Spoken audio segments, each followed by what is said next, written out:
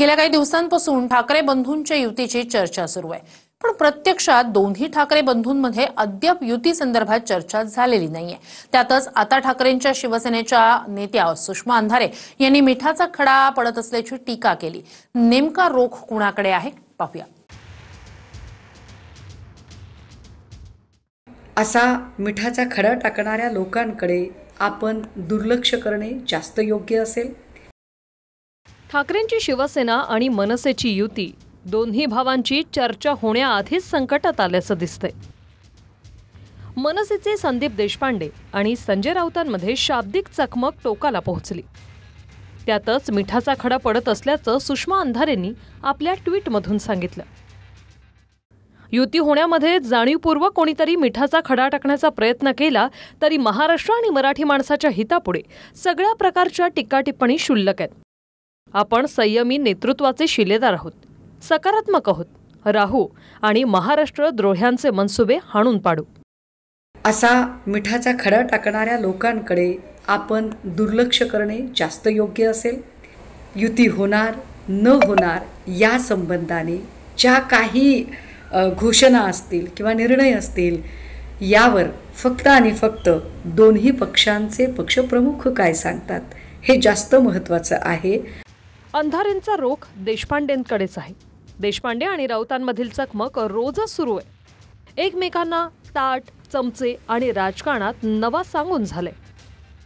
मुळात उद्धव ठाकरे यांनी स्पष्टपणे कधीही म्हटलं नाही की त्यांना महाराष्ट्र नवनिर्माण सेनेची युती करायची किंवा आदित्य ठाकरेंनी म्हटलं नाही। जे बोलतायत ते आजूबाजूचे चमचे बोलतायत। चमच्याने ताटात राहावं, ताटाबाहेर येऊन घास भरवण्याचा प्रयत्न करू नये। ज्या दिवशी असा काही प्रसंग घडेल त्या दिवशी त्याच्यावर योग्य तो निर्णय सन्माननीय राजसाहेब ठाकरे घेतील। मी वारंवार सांगतो की उद्धव ठाकरे आणि राज ठाकरे हे दोन नेते किंवा भाऊच निर्णय घेतील। आज जे बोलतायत ते राजकारणामध्ये फार उशिरा आलेले। ठाकरे बंधूंना किंवा ठाकरे कुटुंबाला मी अनेक वर्ष पाहतो जवळून आणि ओळखतो, म्हणून मला माहिती आहे। संदीप देशपांडेंना राजकारणात नवीन म्हटल्यानं पुन्हा देशपांडेंनी उद्धव ठाकरेंच्या शिवसेनेवर केम छो वरळीच्या बॅनरवरून डिवचलं। होय, आम्ही नवीन आहोत, पण कधी केम छो वरळी म्हणून कोणाचे पाय चाटले नाही। जिलेबी आणि फाफडा उद्धव ठाकरे आपडा असं म्हणालो नाही। मुस्लिमांची मतं मिळवण्यासाठी 20,000 केसेस आपल्याच भावाच्या कार्यकर्त्यांवर टाकल्या नाहीत। आम्हाला अभिमान आहे, आम्ही नवीन आहोत, तुम्ही जुने असून काय उपटली। वर्धापन दिनाच्या कार्यक्रमातून उद्धव ठाकरेंनी आपण महाराष्ट्राच्या जनतेच्या मनात आहेत तेच करणार असं जाहीरपणे सांगितलं। काय होणार, कसलं नाही होणार, का होणार की नाही होणार कळेल ना। जे यांच्या मनात आहे आणि राज्याच्या मनात आहे तेच मी करेन। पण मनसेकडून संदीप देशपांडेंनी उद्धव ठाकरेंच्याच राजकीय कौशल्यावर शंका उपस्थित केली। आमदार सोडून जातात हे उद्धव ठाकरेंना कळालं नाही, जनतेच्या मनातलं काय समजणार असा सवाल देशपांडेंनी केलाय। उद्धव ठाकरे असं म्हणाले की शिवसैनिकांच्या मनात आहे, राज्याच्या मनात आहे तेच होईल।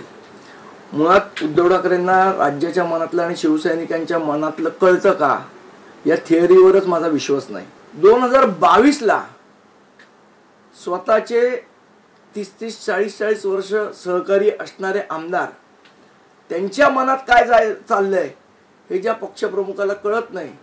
स्वतःचे 40 आमदार आपल्याला सोडून चालले, त्यांच्या मनात काय चाललंय हे ज्या माणसाला कळलं नाही त्याला जनतेच्या मनातलं काय आणि कसं समजणार। सध्या मनसेनं हिंदी सक्ती विरोधातला मुद्दा हाती घेतलाय।